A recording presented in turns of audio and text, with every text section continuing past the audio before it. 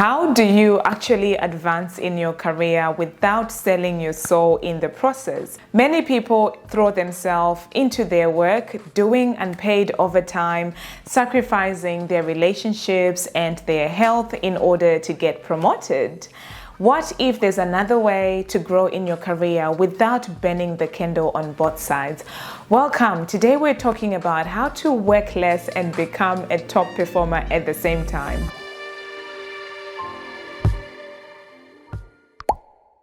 Have you subscribed yet? If you haven't done so, do so now. And also, if you're enjoying this video, then press the like button because it helps us let YouTube know that you are loving this, and then they will push this video for more women just as amazing as you to watch as well.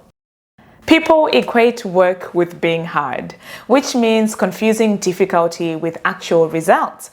It's possible to work hard on unimportant things that don't actually move the needle. When I was in high school, I had a friend called Innocent. So Innocent was one of my biology buddies, and this guy used to just like being next to me. And Innocent never used to study. So when all of us were busy studying, Innocent would just be sitting there, just doing nothing really. So I'll be busy studying. This guy is literally sitting next to me and doing nothing. And he would always get some of the top results in the whole stream. And I used to wonder, how come you never study and you get such amazing results? So he was a smart person. But what Innocent used to do is when we all went to bed, when everyone was asleep, this guy used to spend 3 to 4 hours every night just taking the time to deeply concentrate and study. As a result, he studied less but got higher results.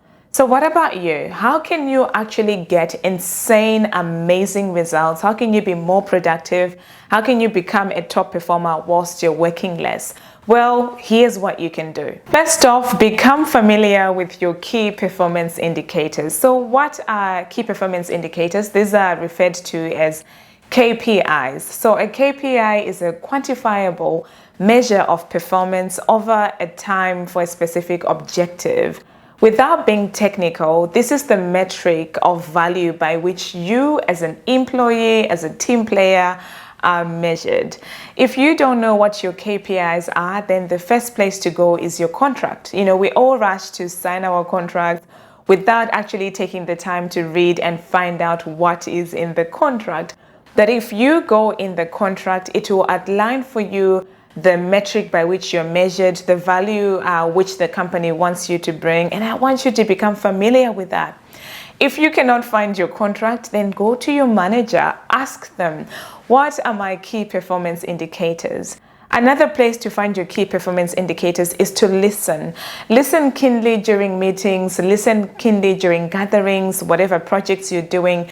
Listen keenly to what is important to the team. What is the purpose of the team? This is where you'll find the answer to your KPIs. Second is find out what you need in order for you to become excellent at achieving and delivering these KPIs. Information is easy to access nowadays. So this is information that you can go online, find some reputable journals and read them. Find out what is important when it comes to you achieving your key performance indicators. You don't necessarily have to run back to uni, do another course. And I know I keep on and on about this because I feel like some people discredit what they know so much that they're always looking for the next qualification. You don't need a qualification in order for you to do what you're doing. You can hone your skills in by actually researching around and just being excellent at those key performance indicators. Number 3 is where the magic starts. Stop filling your plate. Stop it with non-essential tasks that don't move the needle. Buy back time by eliminating the busy work. Trust others to pick up the slack. I hear people say, I'm the only one who can do this best. No, you're not. You're lying to yourself. Whatever you can do, someone else can do. And now we actually have artificial intelligence coming in, you guys, and it is coming in to do the task that you do quicker, faster. So stop lying to yourself that you're the only one who can do a particular task. Eliminate, clean up your schedule, create time for yourself. 4, stop working overtime without cause. Intention is the word. The moment you start work, whether you work from home or a physical building, be intentional about your day. What I found is that people who have a habit, and it's a habit, working overtime without cause for that is a habit. Here's what I've observed. They walk in the morning, they walk to the coffee machine, they make a coffee, they catch up on the workplace gossip, nothing wrong with that, by the way. And then they walk back to their computer, they dilly-dally, a task that takes 20 minutes, it takes them 3 hours because they're not intentional. So I want you to stop working overtime and know that, okay, the moment it hits 5 p.m., I'm stopping work or I'm going home. That way you are intentional about how you're doing your work. And if you're a morning person, the moment you walk into work and start, say, 9 a.m., that is your most productive time. Focus deeply and be intentional about the amount of time that you're spending when it comes to completing your work. And then lastly, seek feedback on your performance from your manager and from your team. Keep doing what's working and discard what's not working.